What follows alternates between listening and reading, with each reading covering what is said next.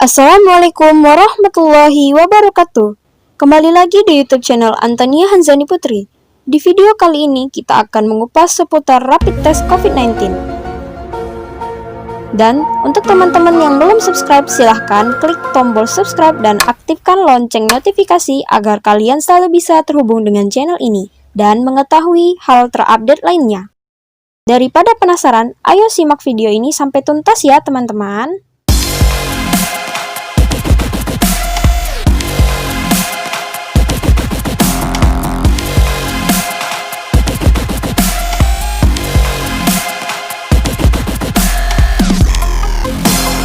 Pada masa pandemi COVID-19 saat ini, pasti teman-teman tidak asing mendengar istilah rapid test. Banyak hal yang teman-teman harus ketahui dari fakta yang tersembunyi di balik rapid test. Apa sih yang dimaksud rapid test itu?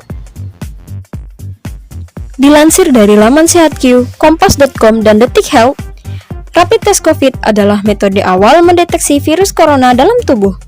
Rapid test corona hanya bisa dilakukan sebagai screening atau penyaringan awal, karena untuk mendiagnosis seseorang apakah orang tersebut terinfeksi COVID-19 ataupun tidak. Jika terinfeksi, maka orang tersebut harus melakukan tes swab.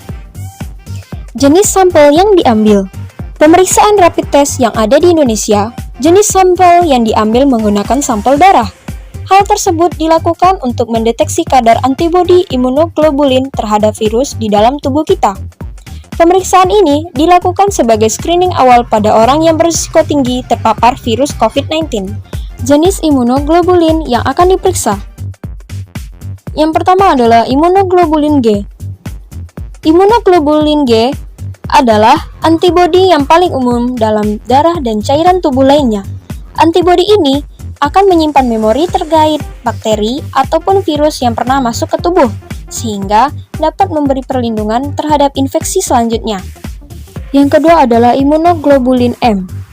Ketika tubuh pertama kali terinfeksi virus, kadar imunoglobulin M akan meningkat karena imunoglobulin M sebagai perlindungan pertama antibodi tubuh kita terhadap infeksi. Jadi teman-teman, persamaan dari imunoglobulin G dan imunoglobulin M adalah sama-sama melindungi antibodi kita terhadap virus. Perbedaannya adalah imunoglobulin G menyimpan memori terkait bakteri ataupun virus yang pernah masuk ke tubuh, sedangkan imunoglobulin M itu sebagai perlindungan pertama antibodi tubuh kita terhadap infeksi. Jadi, teman-teman dapat mengetahui jenis imunoglobulin yang akan diperiksa di dalam tubuh kita. Cara kerja rapid test COVID. Untuk pengecekannya, petugas medis akan mengambil darah pada ujung jari pasien. Kemudian, darah diteteskan ke dalam alat rapid test bersamaan dengan cairan penanda antibodi. Cara kerja rapid test ini cukup mudah dilakukan ya sobat.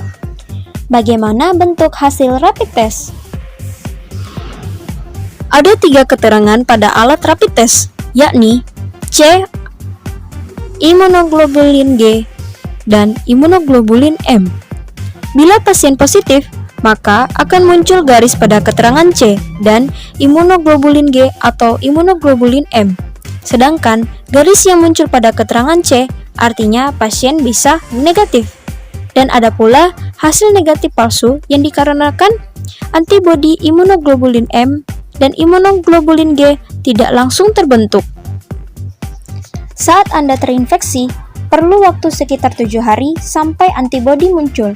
Jika Anda terpapar virus corona kemarin dan melakukan rapid test hari ini, hasil tes Anda akan negatif karena antibodi belum terbentuk, jadi rapid test perlu dilakukan pada 7 hari setelahnya.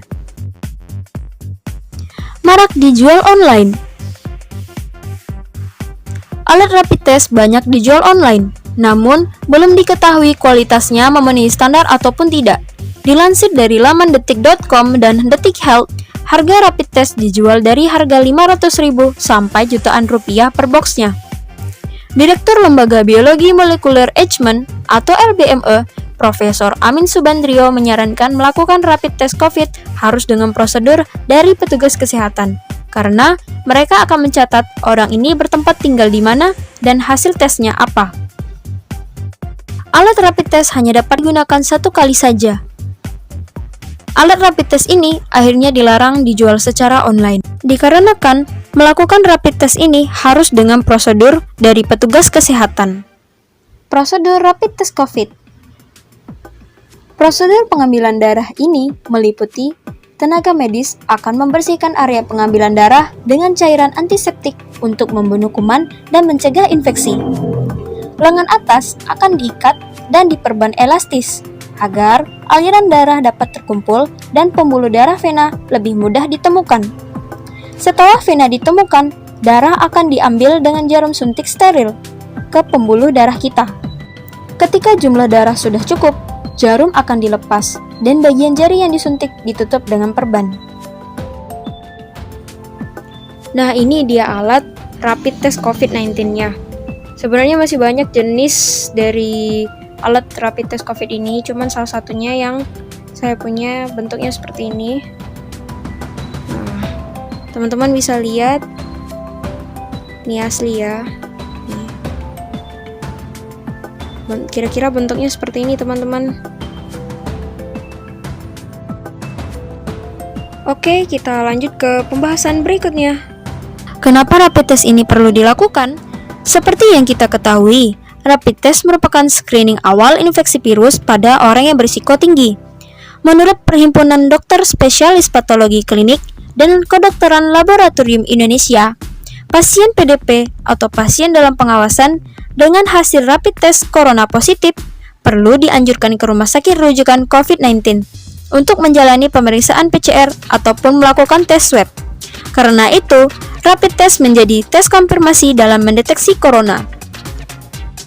Rapid test ini dianjurkan untuk siapa saja sih? Yang pertama, orang tanpa gejala atau OTG, terutama yang pernah melakukan kontak langsung dengan pasien positif COVID, misalnya petugas kesehatan. Yang kedua, orang dalam pemantauan ataupun ODP. Dan yang ketiga, pasien dalam pengawasan atau yang disebut dengan PDP. Kemudian, orang yang mengharuskan profesinya melakukan kontak dengan banyak orang, seperti polisi, tentara, pedagang, petugas bandara, sopir kendaraan umum, kurir, pengemudi ojek online, pejabat publik, dan sebagainya. Kelebihan dan kekurangan rapid test COVID. Kekurangan utama terletak pada tingkat akurasi hasil yang rendah. Hasil tidak akurat mengakibatkan banyak pihak yang melakukan tes positif tapi ternyata tidak terinfeksi. Begitu pula sebaliknya. Pemerintah sudah mengakui ketidakakuratan dan efektif dari rapid test.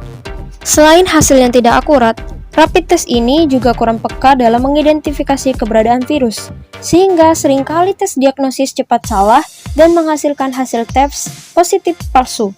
Artinya, orang yang tidak terinfeksi virus bisa terdeteksi positif. Di balik kekurangan rapid test, terdapat pula kelebihan.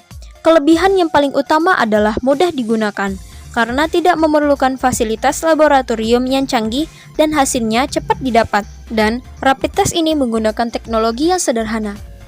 Di balik hasil yang cepat didapat, ternyata bisa mengakibatkan hasilnya tidak akurat ya teman-teman. Resiko rapid test.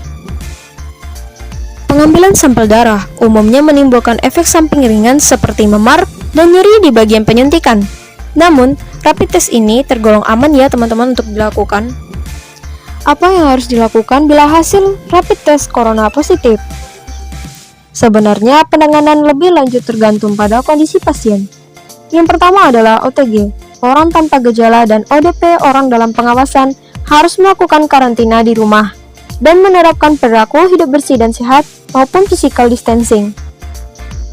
Yang kedua adalah PDP, pasien dalam pengawasan, dengan gejala ringan harus mengisolasi diri di rumah. Yang ketiga, PDP dengan gejala sedang harus melakukan isolasi diri di dalam rumah sakit darurat. Yang keempat adalah PDP dengan gejala parah, harus melakukan isolasi di rumah sakit rujukan agar bisa melakukan pemeriksaan konfirmasi dengan melakukan swab test. Bila hasilnya negatif, untuk kedua kalinya melakukan tes, barulah pasien dianggap bebas dari infeksi virus corona.